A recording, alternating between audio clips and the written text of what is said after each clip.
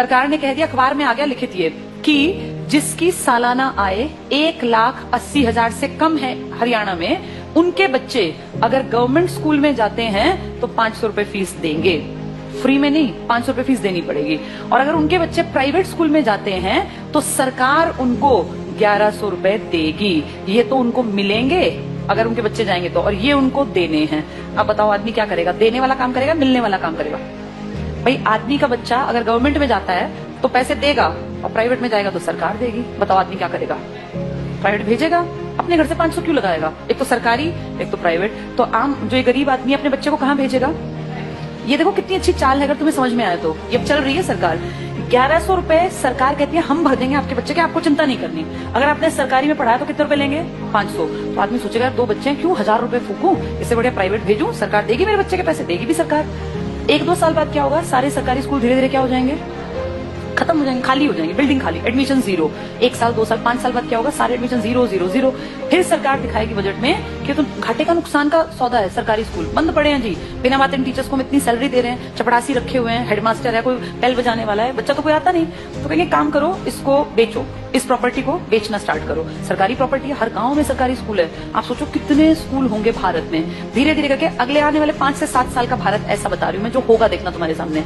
ये सारे स्कूलों का दाम निकलेगा। दाम इन द सेंस, भाई जहां जितनी महंगी प्रॉपर्टी है महंगा।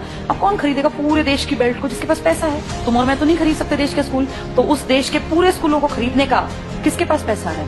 अंबानी और अडानी ये ले लेंगे सरकार से कि जी हम इतने करोड़ रुपए आपको देते हैं, सरकारी स्कूलों के बदले हम डेवलप कर लेंगे। और फिर सरकार 1-2 साल बाद कहेगी हम बहुत नुकसान में जा रहे हैं, हमारे बस की 1100 रुपए देने नहीं है।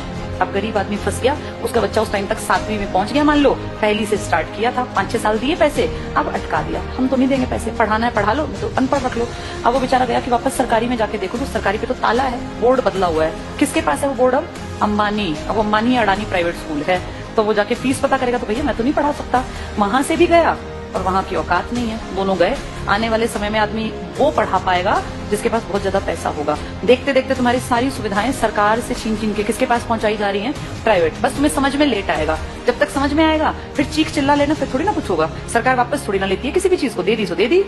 मैं तुम्हें अपना एग्जाम्पल देती हूँ। जब मैं जॉब में आई थी ना, उस टाइम पर हमारा पहला बैच था जिनकी पेंशन बंद की गई थी। मैं उसकी खुद, जैसे मान लो लाइव तुम्हारे सामने एग्जांपल हूं, जिनकी सबसे पहली पेंशन बंद हुई वो हमारा बैच था। हमें समझ नहीं आया कि सरकार ने क्या किया, क्योंकि उस टाइम हमारी उम्र थी 20-21 साल। 20-21 साल के बच्चे को थोड़ी ना पेंशन की कीमत पता है। लेकिन अब जब उम्र बढ़ रही है तो समझ में आ रहा है सरकार ने सब कुछ खत्म कर दिया बुढ़ापे का। तुम्हारे माँ बाप अगर किसी के गवर्नमेंट जॉब में थे और अगर वो रिटायर्ड हैं तो तुम्हें इसकी कीमत पता होगी। पता है इसकी कीमत क्या है? किसी के सामने आखिरी सांस तक हाथ नहीं फैलाना पड़ता। ये है पेंशन की कीमत। आपका बेटा निकम्मा निकले, नालायक निकले, बेटी आपके लिए कुछ ना करे, आपको चिंता ही नहीं। आपकी पेंशन आती है, 5-7 हजार रुपए में झाड़ू पोछा कपड़े बर्तन धोने वाली मिल जाती है। कोई भी एक मेड रख लो, 5-10 हजार की खाने वाली। बुढ़ापे में पैसा बचा के करोगे क्या? अगर तुम्हें सरकार से 35 हजार भी मिलते हैं तो तुम अपने ऊपर खर्च करो ना, क्यों किसी के सहारे बैठे रहना? और जिनके पास पैसे होते हैं ना, बुढ़ापे में वो प्यारे भी लगते हैं सबको। जिसके पास पैसा नहीं है ना, वो बोझ लगता है। फैक्ट है। तुम्हें अपना चश्मा बनवाना है, तुम्हें क्यों बेटा मेरा चश्मा, क्या जरूरत है बेटे की? तुम्हारे पास पैसे हैं, जाओ मार्केट, अपना घूमते फिरते जाओ, अपना टहलते हुए चश्मा बनवा लाओ। ये कीमत बुढ़ापे में जाके अकल आती है। हमारे बैच ने कुछ नहीं किया, मुझे भी समझ नहीं थी, अकल ही नहीं थी। लेकिन अब जब एज बढ़ रही है ना और हम देख रहे हैं दुनिया को, तब समझ में आ रहा है कि सबसे कीमती चीज इंसान के पास बुढ़ापे में पेंशन होती है। मेरे खुद के फादर पेंशनर हैं, तो हमें दिखता है कि पेंशन की जो वैल्यू है ना वो किसी चीज की नहीं है। इतना रखा पैसा आप यूज नहीं कर पाते। महीने के जब वो 30 हजार आते हैं ना, तो आपको लगता है यार मैं तो जब तक जीऊंगा आखिरी सांस तक ये तो आने ही आने हैं, और ये बढ़नी आप फ्री होकर काम करते हैं। लेकिन ये अकल उनको थी जो पेंशन यूज कर रहे थे या बुढ़े थे।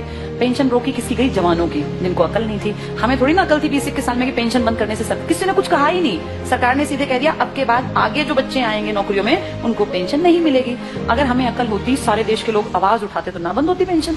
अगर सब भाई किसानों ने क्या किया, इकट्ठे हुए तो क्या कृषि कानून वापस नहीं हुए ना? तो अकल हो तो आदमी उस टाइम पे सही डिसीजन ले ले। पर आज अब तुम कितनी कोशिश कर लो, क्या सरकार पेंशन बहाल कर देगी? नहीं करेगी। मतलब ना के बराबर है। एक आधा राज्य को करे, लालच में 1-2 साल में कह दे, पर वैसे नामुमकिन बराबर है। इसीलिए जब चीजें बंद हो रही होती है ना, तब जागना होता है कि सरकार गलत कर रही है। अब सरकार स्कूलों की तरफ गलत कर रही है। इसकी अकल 7-8 साल बाद की जनरेशन को आएगी, जब वो देखेंगे कि पढ़ाने के लिए ना तो सरकारी बचेंगे और प्राइवेट मुंह खोल के पैसे मांगेंगे। अब या तो पढ़ा लो या तो अनपढ़ रख लो, फिर फंसेंगे लोग।